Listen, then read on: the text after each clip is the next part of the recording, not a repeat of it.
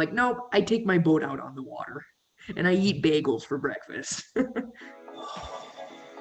Yeah, not bad. Thank God. Sean, you ready? Yeah, I'm ready. Chris, are you recording already? Yeah, we're going. Uh, oh, oh. Let's get started then. Yeah. All right, so now we are doing season 3 of the Tricking Seasons. Yeah, so if you are tuning in and listen to the last ones or you didn't, the last episode we did the build season. Really the main focus of that in summary is just focusing on getting a little bit more food, building muscle, and maintaining the level of tricking that you're at. With, again, just some basic tricks, starting to push a little bit more. And then after a good season of building, we are now going into the prepare season. All right, so in the prepare season, we kind of touched on it before, but just you're pretty much getting ready for the competition. That's why it's called prepare season. So, what are we doing here that is different than being ready to compete? Yeah, so this, again, like the word says, preparing, this is now when we're getting ready to push ourselves in whatever that looks like. So again, it could be that you're competing in a gathering or you're hosting a gathering, or again, this is just the time of the year. So like I look at this as like when I tricked in high school, my competing season was probably summer. Like school was out, I could session a lot more often. I had a lot less competing priorities, so I could push tricks a lot more. It's also just the season where you're getting ready to push tricks really, really hard.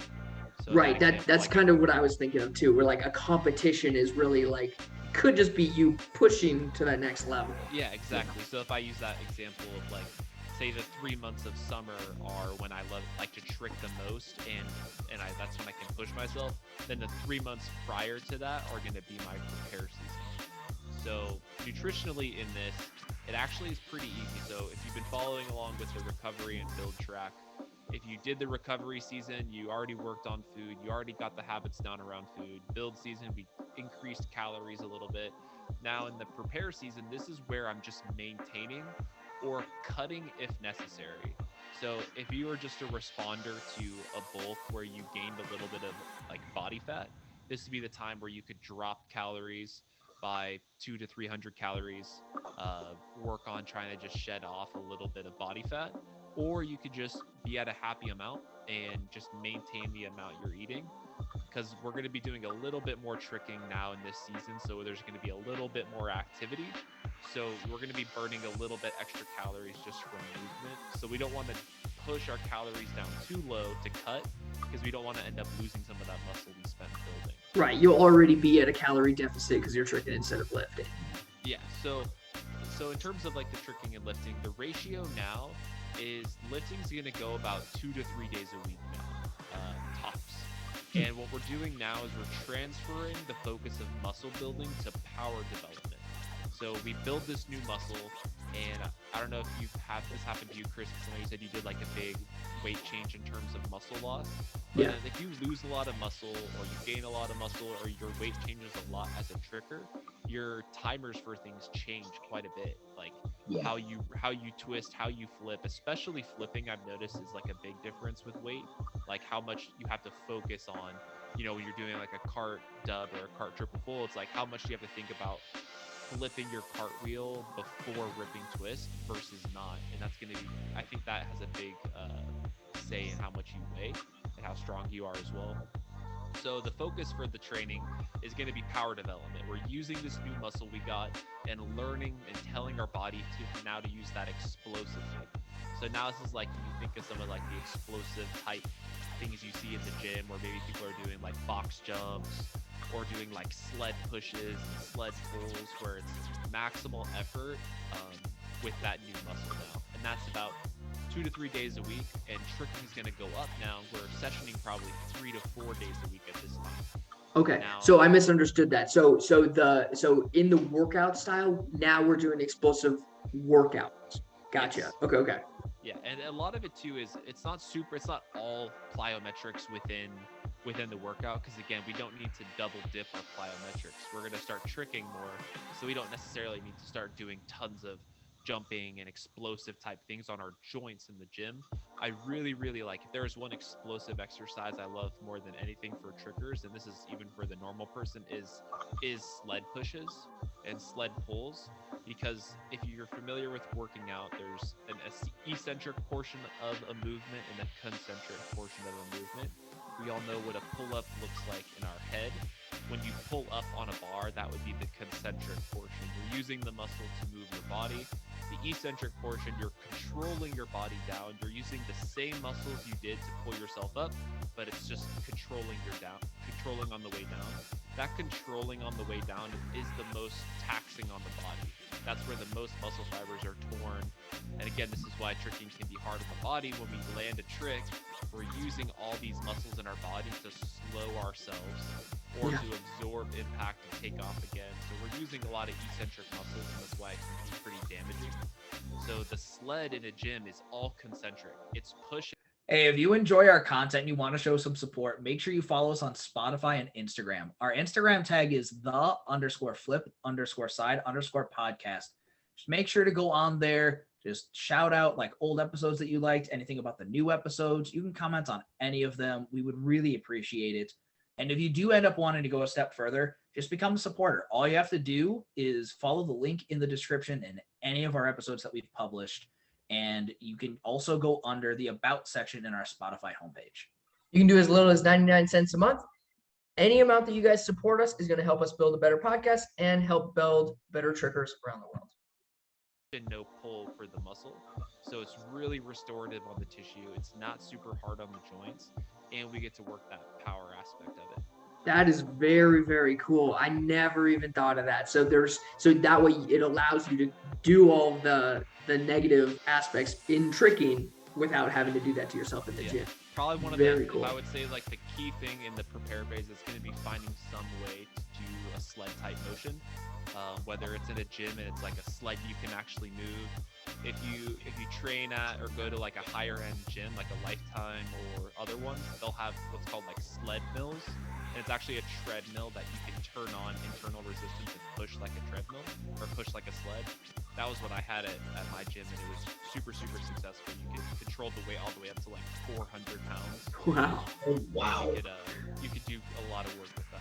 That is super cool. And so in this training phase, we're doing the explosive workouts. We're focusing on sled. How much of that is going to be mobility training or any type of rehab or stretching? Are we still doing that along with that? Or are we just going to hope that it maintains through the activities that we're doing because we've established the base? Yeah, so we're going to carry over a lot of the habits we built during the build phase of working a lot of loaded mobility. So I didn't mention it actually too much in the build, but mobility as a whole outside of the recovery phase is going to use a lot of weights. We're working on weighted mobility.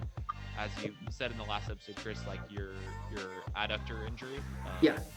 That was like, you may have had like, that'd be an example of like, you had the flexibility maybe, but it's very often we're not working like, can you do splits, but can you do the splits while holding X amount of weight? So now it's like, is that muscle strong in the stretch position? Right, like where they do the slide up. Yeah. That kind of deal. Right. So there's a lot of loaded mobility still in the prepare phase. So it's kind of like, you think like two parts. It's going to be power development for the lower and upper body, and then it's still a lot of loaded mobility on those 2 to 3 sessions a week. So in a mobility type exercise, you're obviously going to have a lower weight. So tell me if I'm wrong. The way that I do it is that, for example, say we're working chest and we're going to do a bench press. I'm going to have a lower weight. Say I've got 50 pounds in each hand. I'm going to go down and I'm going to let it go as low as it goes, but I'm still going to be engaged and then put it back up. Versus if I'm going to train chest and work on actually tiring it out, I'm not going to go that low because now the weight is no longer being held in my chest. Is that correct? So I think yes and no. So again, my style of training is going to be, you're always training in that stretch position, even in the muscle building phase. Okay. It's going to probably change more like the sets and reps. So like a really strong build phase for explosive endurance, like a tricker would be, is like a 10 by 10. So it's 10 sets of 10, where you're doing that, like you pick a weight that you can do all sets of 10 with. Okay. And say that's 50, so you can do all sets of that. In the prepare phase, you might be reducing that sets and reps a little bit, but you're still probably using as much weight as you can. And I think that's where some of like the misinformation with mobility is I would say like no matter what the phase is, I'm always lifting as much weight as I possibly can, even in a mobility session. There's a exercise I really like. It's a knees over toes guy staple. It's his HEG split squat. You can just YouTube that even, but it's basically a lunge where you're traveling forward rather than down, Yeah. and the back leg is almost doing like a front split type amount of mobility. And that's really what you're training with that quite a bit, as well as the stuff in the front leg. And the goal with that is to get up to like half your body weight in total load in a lunge and being able to comfortably handle that stretch. So even in the mobility, I would say like I would never lower the mobility because now I'm lowering my body's strength in that stretch position. That makes a lot of sense for tricking specifically, because what is the purpose? Like obviously we have body positions where we are stronger in, but what is the point of reducing our mobility and gaining strength in the less mobility if it's not going to help us in full mobility? It makes sense in other sports like weightlifting, but if you're doing tricking, then you're doing tricking. So Yeah. So that's like So the main would thing. you say? Oh, go Sorry. for it. Oh, So no, would go you for it. say like when you're going through those stretch positions and you're just like lacking that strength, you would usually feel it, or would you be able to tell like for example, if it's a core strength issue where you're not used to that range of movement and then the load that comes along with it, would there be an easier way to go about it? Like let's say you don't have weight, what would be a better way of, like weights I should say, what would be a good way of going about training that range of movement with a higher load? So going through the recovery to build all the way up to this phase, I would say that the sets and rep structure that I use a lot of the time is like if you can't complete a certain amount of sets and reps, then you have to reduce the load. And then Okay. once you can complete said prescription, then you move up the weight. And that's the self-limiting kind of thing that applies to everything. So like say there's a core exercise that really lengthens the side body, the obliques, the low back area. And say it's like throughout the seasons we do 3 rounds of 15. I would start with the maximal range with as little weight as I need to complete the maximal range without any like pain, discomfort. Okay. And then once I can do the 3 sets of 15, then I go from 0 weight to maybe a 5-pound weight, and then vice versa. I keep building up until I can always do that full range of motion.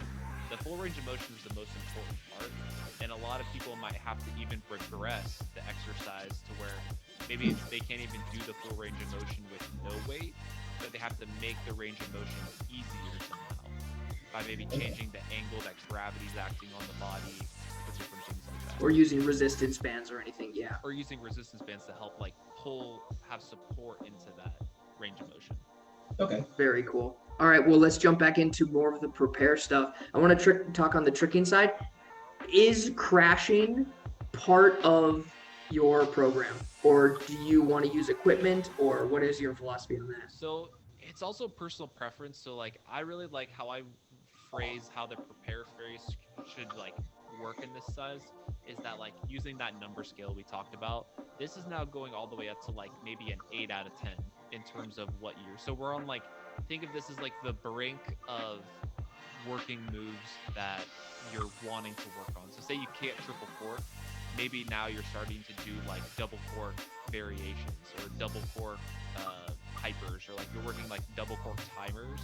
And maybe at this point you are trying 1 or 2 of those big tricks. I would say at this point, like if you're throwing tricks that you feel like you're gonna crash, it would still be controlling the how you're doing it to make sure it's as safe as possible. But I still like maybe not crashing as much at this point, but going more into the side of like working specifically the set of skills you need to do whatever it is you're trying to get. Like say you are using the triple cork example, say in the prepare phase now, I'm working on double corking really, really regularly. I'm working on my setup that I'm going to use for my triple cork. Maybe I'm doing triple cork timers on like a trampoline or like a tumble track or an air track. Different things like that. I would say it's a little bit more specified with how you want to push your body with tricking. Yeah, that makes a lot of sense. My biggest concern is that at this point now it's been 6 months since I've hit my biggest trick. So I suppose we could be using things like the trampoline still, because even like a 9 or 10 level skill trick is, in the threes when you're on a trampoline. Like you could do a cork in or a triple cork on a trampoline even in the very first season when you're just in your cool down set. Yeah. Is that what you're thinking? That's the idea behind? Yeah, that would be the idea. And like big trick wise too, like I would say like the 9 or 10 category is the 9 or 10 would be tricks that you've maybe done in the past, Right. but very rarely can land. Like maybe your land rate is like 1 in 5.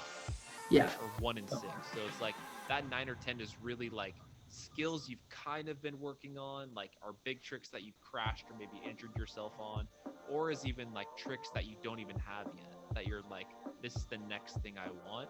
And that's maybe in that 9 to 10 area. Yeah. So it's like the hard part about this is that confidence is a huge part of tricking. And I feel like it's like a slow, gradual thing. Obviously, you're building confidence as you go, but it seems like a long time to be like putting a leash on yourself. And I feel like that's what a lot of trickers are going to say about this, is just that they want to push themselves constantly. And like, what if you just feel good that day? Yeah. Like, when do you get to like, is there a time you get to break this, or is it you need to be strict? Is that your thought? I think it can be. I think, and it's hard to like graphically represent this or like be able to like word it in a book in a certain way. But like, I would say even in the build phase, like maybe definitely not in the recover phase. Like if there's one phase where you're holding yourself by the leash, you're not pushing heavy stuff, that's for sure in the recover phase, that first 3 months. But in the build and prepare phase, I would say like, if you're throwing a trick that you really like, you feel good, you want to try it, like, the frequency as it gets closer to the perform season is going to increase. So maybe it's like you throw it like once a month, and then maybe it's 2 times a month, and then it's 3 times a month. And then now you're working on it maybe every session when it comes to that perform season. It still has a lot of flexibility. It's that, like you said, like trickers are going to like not like that in terms of like the limits on that. But it's like, again, like knowing the mindset and habits of trickers, it's like, it's super hard. Like even people that have been in it a while, like when we're at a session, we feel good, we try a trick. It's like the closer we get to a trick, the more we're going to think about wanting to do it the next session and then the next session. And again, I don't think that's the problem. And like there's trickers out there that have probably been not doing this and have been doing like a perform season all year round. Yeah. Sorry. So if they're doing something else that's kind of scary too is like, so if they've got the leash on them and what if they end up doing the prepare season for too long, or what if they end up doing the bulk season for too long? That could just be by choice on purpose, or they could get confused. This kind of also goes into another question I have, is like, what if your skill level is actually increasing to the point where now you don't know what skills fall under which number category? Yeah, so that would be like, again, like there has to be some metric that you tell yourself of like what sets your tricking difficulty. Like, is it how often you can land it? Is it how the trick makes you?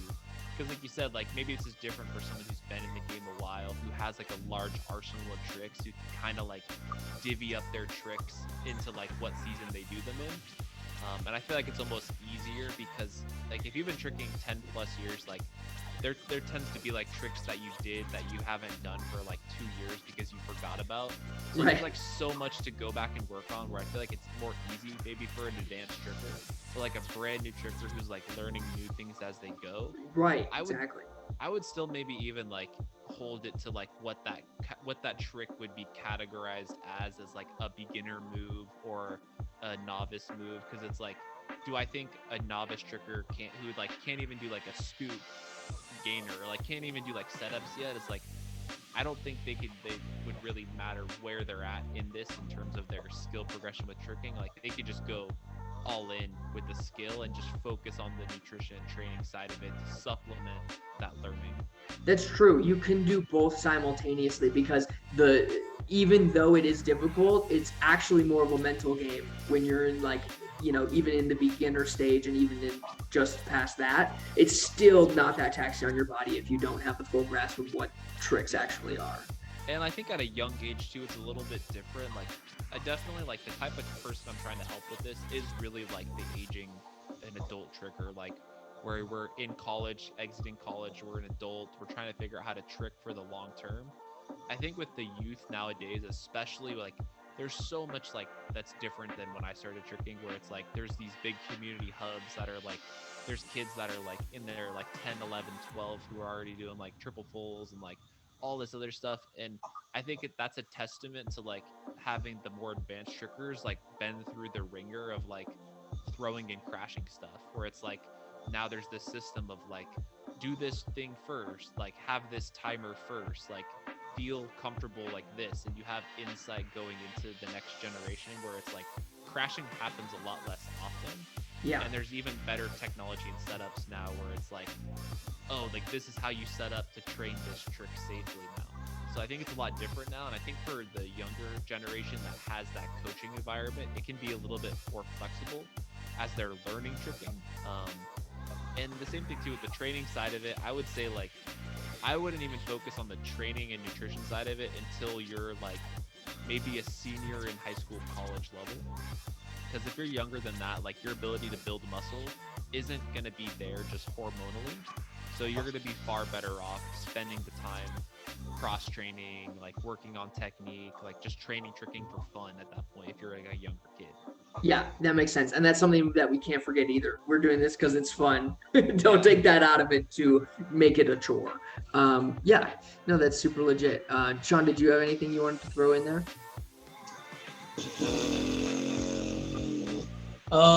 With frequency and words, that was interesting. With the increase in frequency in training your skills and actually getting ready to do those high level skills, would you still recommend, because we're still trying to avoid crashing at least a little bit, but when you're throwing those skills, trying to do it in more of a safe environment, like potentially like throwing out a mat, or would you just say, if you're feeling good, try it on the floor and just kind of feel it out and just make sure that you don't get like super hurt, or like what would you probably go about with that portion? Yeah, I would say just feeling comfortable, and I would say there's some professional trickers that come from that camp where like there's people out there that say you should probably never be crashing. Like if you're crashing a move, it might be because you didn't prep enough and you're in a rush.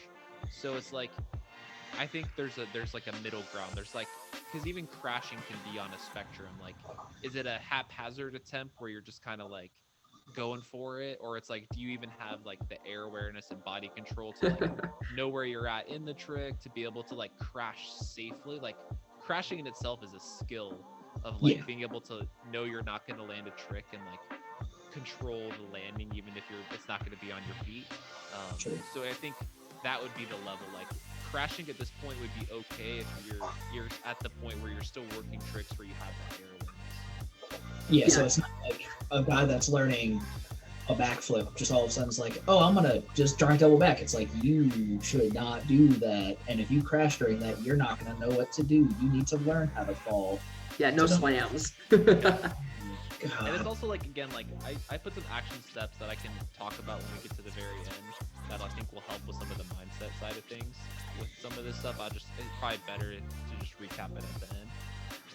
But yeah, that's the prepare phase. So maintenance calories, doing a small cut if you need to, focusing on power, training 2 to 3 times a week, and then now increasing the sessions to 3 to 4 times a week. You're working those harder skills now. You can crash but still have that air awareness.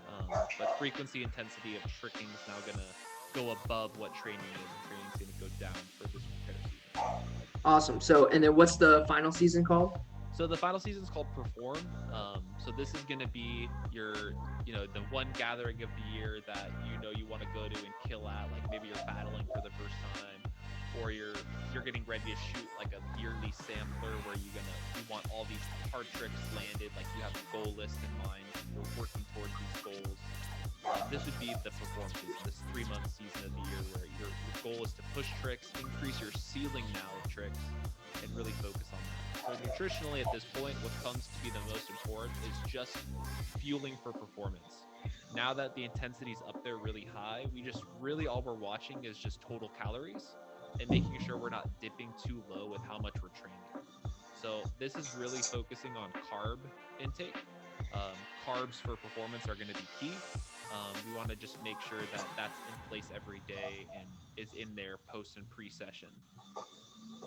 That makes sense. So, and then how long are these sessions, or is that totally up to the individual at this So point? this is up to the individual at this point with how hard they're pushing and training. It's really just subject to, like, again, if you were going to push hard for a season of the year, this is when you're doing it. Like, you're at a session, you're grinding sing dub out of a new setup, and you're just like going after it for like an hour and a half, 2 hours. Like, I'm sure we've all been there. Like, I can look back to the very first time I did like J-step cork swing dub, and I probably crashed that like 30 times over an hour and a half, and then like that timing just clicks, and then you just stomp it, and it's like sometimes you need to push through that to get that timing down, and this is that time to do that.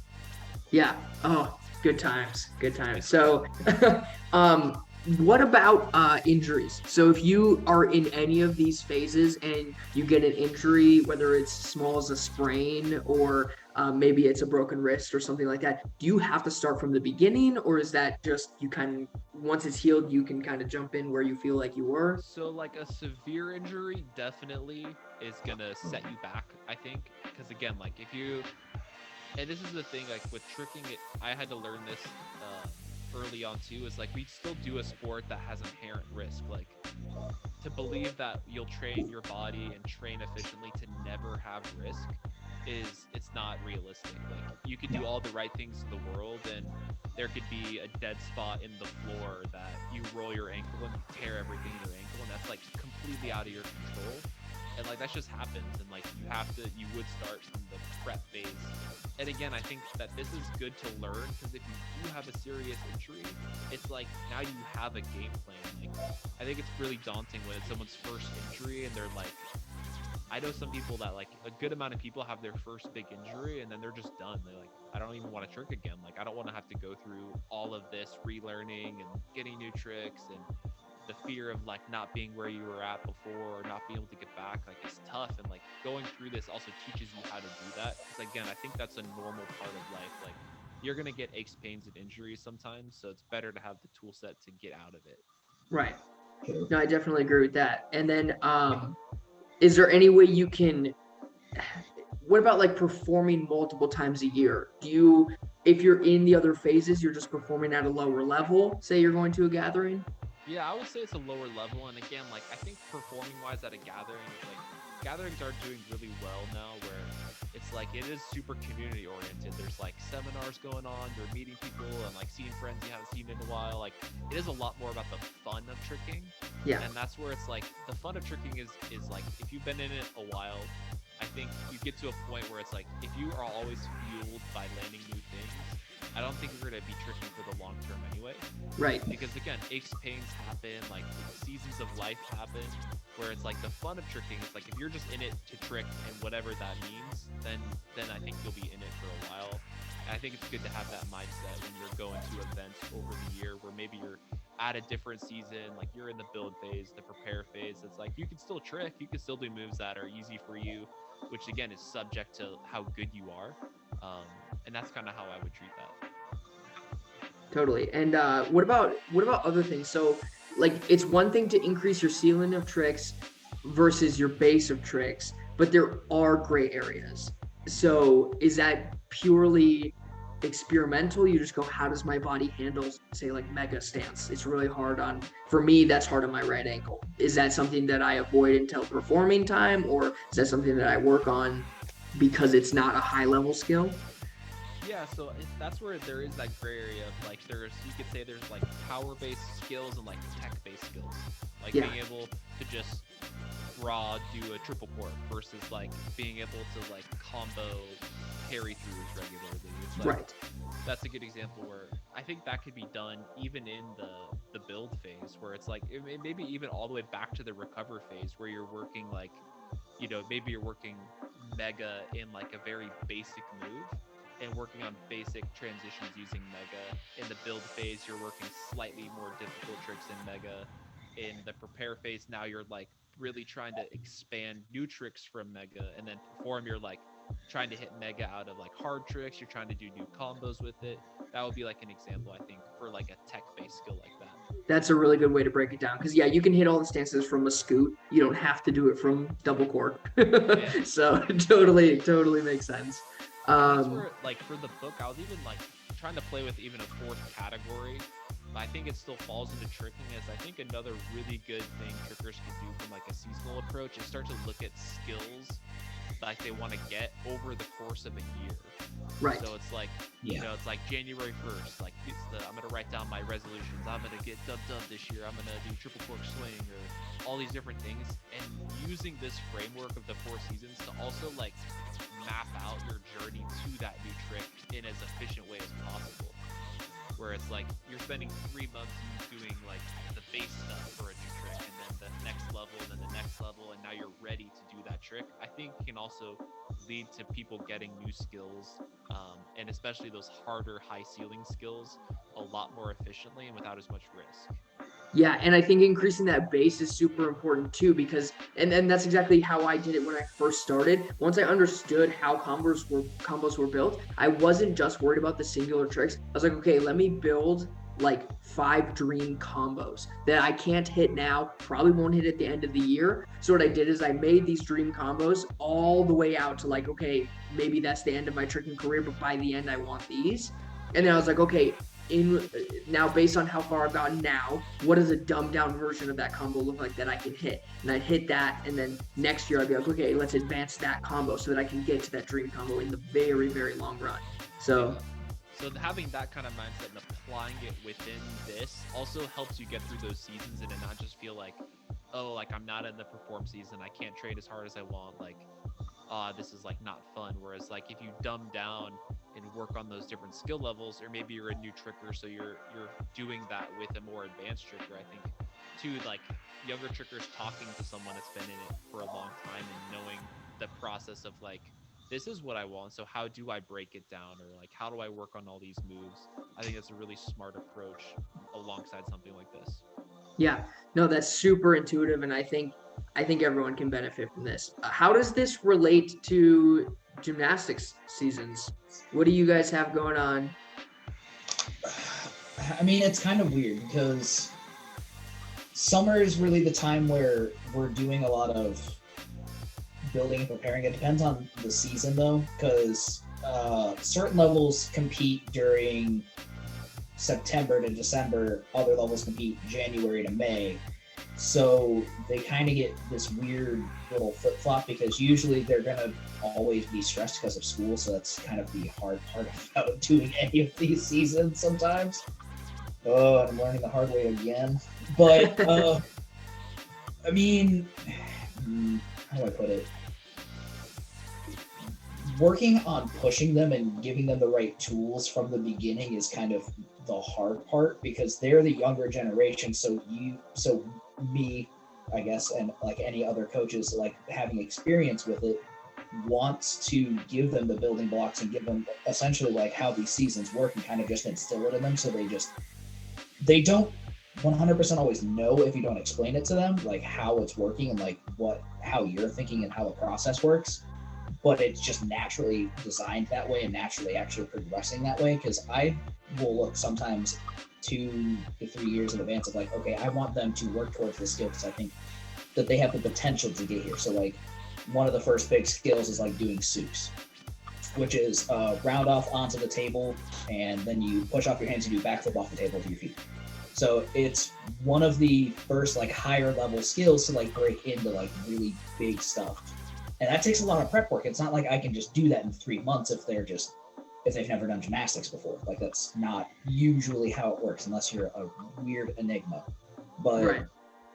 I really like to take that time and like do all the prep work and like really give them the time to hone in the different parts of things. So it's using these 4 seasons, like, and I'm trying to think of like how I want to actually start breaking that down so I can actually. Yeah. So, well, like, you think it's pretty different than how you're doing it right now? I think from what I've talked to you, it's almost like you guys are trying to simultaneously almost do all of them at once, where it's like you do all 4 seasons in a month's time, and you keep on doing that. Yeah, and that's a common approach I see. Like, I think, like, I don't know his full thoughts on it, but like there was a post recently from Neil from like the Trick Strong RX, like, and he had like a challenge that just came out like last week where it was like do a recovery thing, train, trick, and it had like a whole list where it was kind of like all of these things in a week, which is like, again, I think all of these things, the components of all of them are all happening, but they're just happening in different levels. With all these different seasons. And I think for people that do coach something like this, I think understanding it for themselves is also a framework that can really help build like a really good coaching program as a whole. Even like being able to market it to like kids and parents to be like, hey, look, there's this long-term approach. Like, I don't just care about you as an athlete in the next 3 months. I care about you as an athlete every like year down the road, kind of thing. Yeah, because you want to help them be the best they can be and also actually last and not have long-lasting issues outside of the sport either, because we've run into that quite a few times, like in gymnastics and in tricking. Like, there's always going to be that person who has like some back issues after they're done, or they have knee issues like me, where they have ankle and knee issues because fun. But I really want to try to take this and like really break it down, because like it is a way that I feel like start coaching myself and really take a different look at how I'm doing things, because I do think I try to condense it too much. So I'm like, oh, I think they could do this, or I think I can get there, but I'm not giving it the amount of time it needs. And I think it's legit for like the actually competitive girls, but then when it comes down to the people who are like, they're paying 6 weeks at a time, you kind of have to do the 4 seasons within 6 weeks, because you don't know if they're going to be there, the whole time. So it is treating that like rec type athlete versus a traditional athlete. Like, again, a tricker, we want to trick all the time. So there's a different balance there than with someone that maybe just does the sport here and there for fun. Yeah. It's just, maybe they can handle it differently because they're not pushing at such a high level. It's more just a fun thing for them. Sure. Right. And that's why I'm kind of liking this breakdown, because this actually like really helps me get that different framework, because then I can also use it myself anyway. I mean, I was just messaging Chris yesterday when I was just trying stuff. I really don't feel bad today, which was surprising, because it didn't take me long to warm up. I was still getting some good reps and then doing stuff, and I was like, I don't feel like I hurt. So like maybe. Hey, that's exactly how. That's exactly how you tore your calf, though. Yeah. So maybe you need to do these. Before this closes out, did you want to add anything? Maybe a conclusion, or plug your book, of course. Plug your site. So the main thing I want to say is like the big thing with this, and like the big thing with most people, is like you have to let go of the short-term mindset and not fear that getting everything done now is going to slow your progress down. Nothing's going to slow your progress down more than having to take off 3 to 6 months for an injury. I know I'm like salty looking back. Like, I've had a lot of injuries that have hindered my tricking progress, and like I accept that because that's just life, and I still trick for fun. But being able to help people avoid that is huge, and that's really the fundamental purpose behind this. And this does plug into a book. I am shooting to try to release this by the end of the year, so like maybe around Christmas time. I don't have a title for it yet, but something like seasonal tricking, like helping the older tricker, helping the aging tricker, the adult tricker. It is going to be like a full-fledged book, all this in depth, programs you can follow for the workout. I might even do like a whole video series for people so that they can also follow along the workouts, stretching routine, and like some tricking advice. But hopefully that's kind of going to be the end product towards the end of the year. Exciting.